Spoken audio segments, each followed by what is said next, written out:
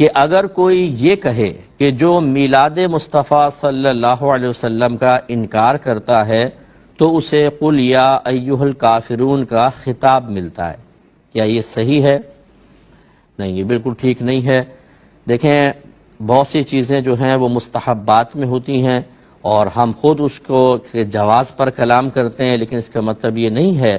کہ اگر فرض کر لیں کہ اس کا انکار کیا جائے تو پھر اس پہ اتنا سخت حکم کہ کافر کہہ دیا جائے، یہ غلط ہوتا ہے۔ یہ اچھی طرح یاد رکھیں کہ بعض اوقات انسان ایک جوش مذہب میں، جوش عقیدت میں کوئی حکم جاری کر رہا ہوتا ہے اور اسے اس کی قباحت کا احساس نہیں ہوتا، سامنے والا تباہ نہیں ہوتا، یہ خود تباہ ہو جاتا ہے، حالانکہ نبی کی محبت میں کر رہا ہوتا ہے، مذہب کی محبت میں کر رہا ہوتا ہے۔ اس کا مطلب یہ ہوا کہ محبت، عقیدت جب تک دائرہ شریعت میں رہے گی آپ کے لیے نافع ہے، اور اگر وہ دائرہ شریعت کو ہی پھلانگ جائے تو آپ کا، اگر یہ آپ کی خوش فہمی ہے کہ میں اللہ کے بارے میں اس کی محبت میں جو کچھ کہتا رہا ہوں، نبی کی محبت میں جو کچھ کہتا رہا ہوں، اہل بیت اطہار صحابہ کی محبت میں کچھ بھی کہتا رہا ہوں، میری آخرت میں کوئی گرفت نہیں ہوگی، تو یہ آپ کی خوش فہمی ہے۔ اس پر دلیل لائیے قرآن و حدیث سے۔ آپ کے نبی کریم صلی اللہ علیہ وسلم ارشاد فرماتے ہیں کہ جو کسی مسلمان کو کافر کہے اور وہ کفر کا اہل نہ ہو، یعنی وہ کافر نہیں ہے، تو یہ کفر کہنے والے کی طرف لوٹ آتا ہے۔ علماء نے فرمایا اگر اس کے ظاہر کو لیں تو اس کا مطلب یہ ہے کہ جو کسی پر کفر کا فتویٰ لگائے اور سامنے والا واقعی کافر نہ ہو، غلط فتویٰ لگایا تو خود کہنے والا کافر ہو جائے گا۔ اس کو تجدید ایمان اور تجدید نکاح کرنا ہوگا۔ جیسے اس مسئلے میں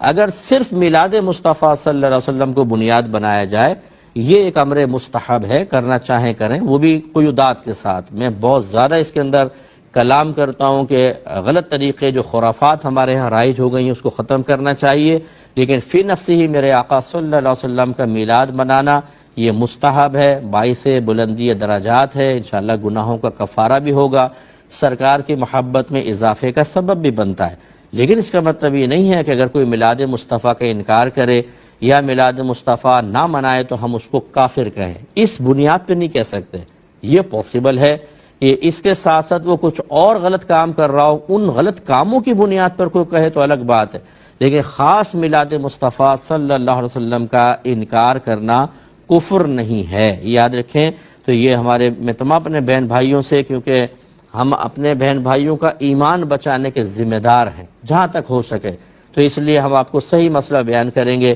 جوش جذبے میں آگے نہ بڑھیں، اپنی لمٹ کو کراس نہ کریں۔ آج کل اسٹیجز کے اوپر وہ کافر، فلاں مشرک، فلاں بدعتی، اتنی جرات مندی کے ساتھ بیان ہوتا ہے، میں حیران ہو جاتا ہوں کہ یہ کچھ بھی خوف خدا نہیں ہے دل کے اندر کہ آپ کسی کے بارے میں ایک دم ایسا اسٹریٹ فارورڈ بول دیتے ہیں۔ مفتی صاحب، میں معذرت کے ساتھ ایک ٹو دا پوائنٹ آپ کا میسج، پیغام پوری امت مسلمہ سن رہی ہے آپ کو، ولادت مصطفیٰ پر بہترین طریقہ کیا ہے حضور سے عقیدت اور محبت کا اظہار کرنے کا اس مہینے؟ چلیں، آپ نے ارشاد فرمایا تو میں اس میں دو باتیں عرض کروں گا۔ پہلی بات تو یہ کہ ہم ان بڑے ایونٹس جو ہوتے ہیں یا ایسی جو تقریبات ہوتی ہیں، ایسے لمحات ہوتے ہیں، ان تک ہی اپنے آپ کو محدود نہ رکھیں کہ اس میں کوئی تکلف کریں، اس میں کوئی مطلب اہتمام کیا جائے، بلکہ یہ تو دائمی طور پر ہونا چاہیے۔ ہمیشہ تو ہوتا یہ ہے کہ ہم ایسے خاص معاملات میں، خاص اوقات میں کوئی اہتمام کرنے کے بعد کہتے ہیں سال بھر کے لیے کافی ہو گیا، یہ نہیں ہونا چاہیے۔ نمبر دو